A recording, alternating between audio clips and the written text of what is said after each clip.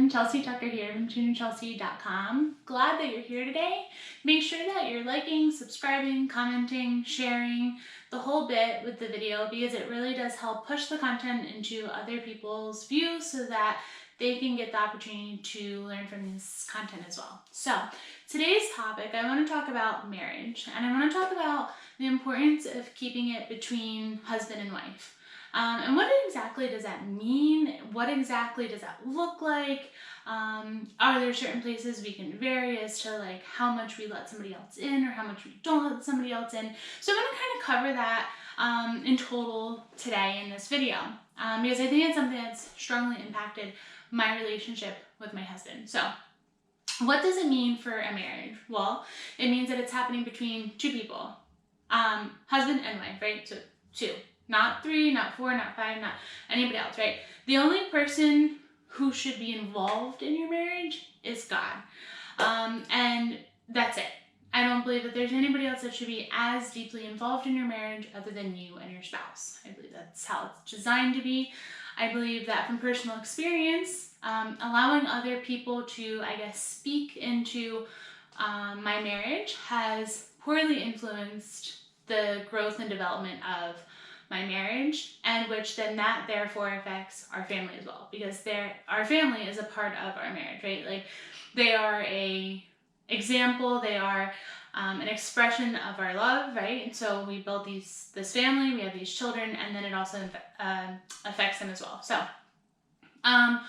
allowing someone else into your marriage doesn't just mean sexually, right? Like, so some couples have man and wife, and then they allow, a third person to come into their marriage bed, okay? Definitely not an issue that my husband and I have faced where it's been literally and physically somebody else coming in. But you also have to be aware of when you're talking about those intimate topics with somebody else. I personally don't believe that intimate topics about, what you and your spouse enjoy or how you enjoy to do things or whatnot, I don't believe that that's a conversation you should have between anybody else except for you and your spouse. From personal experience, I think that it has caused problems within our marriage when we've kind of tabooed in that area where sometimes it'd be joking or something of that nature. I definitely think that that's something you should completely leave out. So anything that's done in the bedroom is between you and your husband or you and your wife, if you're male, female, whatever, watching this video. Anything that is a major issue. It has to be something like almost like life-threatening in order to bring somebody else into the picture. But from personal experience, I've also realized that when you're bringing in other people to try to help in a different area, it then can trigger a bigger problem, which then leads to you needing somebody else to be a part of that marriage. And so needing somebody to be a part of that marriage is a really, really hard place to be in. But I believe that there is a way out onto the other side. So you're not just not involving somebody into your sexual life with your partner, right? So your bed, but you're also not allowing other people into your life to make major decisions. I know finances for somebody is a huge topic, right? And it's huge for our family too. So like right now, I'm here creating this content. My husband's taking care of the children. Now that would be like catastrophic for some men. I'm not taking care of the kids. No, that's not how my marriage works with my husband. The way that my marriage works with my husband is that we are a team, and we both believe that how the money comes into the home doesn't necessarily have to be fully him, doesn't necessarily have to be fully me, doesn't necessarily need to be half and half or whatever. Like, we don't do that, right? We're a team, fully a team. And so how the money comes in is up to my husband and myself. And so I think that that's a really, really hard topic because some people are so set in their ways. And when you have a friend that's just set in their way about how something should be done, and you trust and you believe in that person, you're allowing something to come and affect your marriage. And now that doesn't allow you and your husband to grow, right? Like, you guys aren't making this decision. Now it's another ear, right? Like somebody else is talking into the ear and saying, well, this is how we do it all of the time, and this is how we do it all of the time, and you're not really seeing how you and your spouse want to do it. So you have to really focus on what you and your spouse want, and then obviously, in the midst of all of this, you're also asking God, like, what he wants for your marriage, what he wants for your life, and sometimes that can be really difficult, because now you're like, okay, well,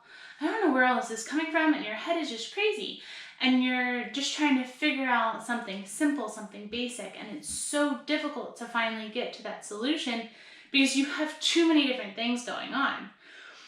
So from personal experience, I would say that keep it between you and your spouse, all things.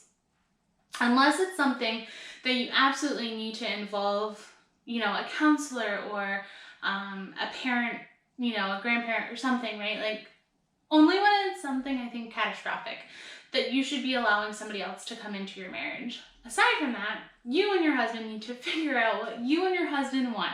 Okay, you get married and you're meshing your lives together. Chill out. If it's not perfect, just relax. Hang out for a minute. It's okay.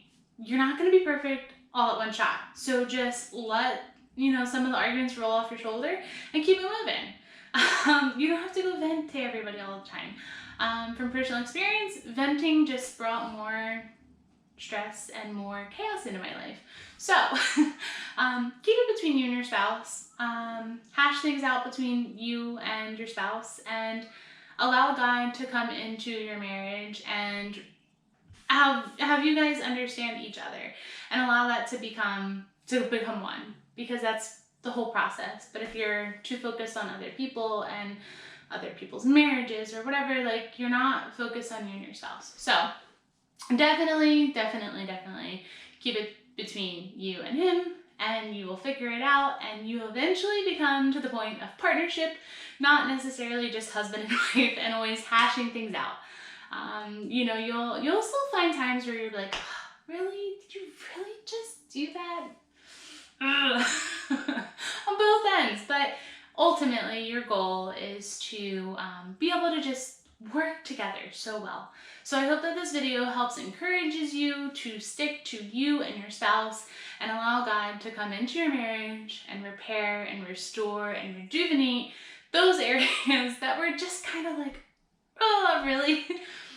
and just embrace the good as it comes. So make sure that you're liking, subscribing, commenting, the whole bit, again, so that other people get the opportunity to see the video content and can get help. So I will see you next time.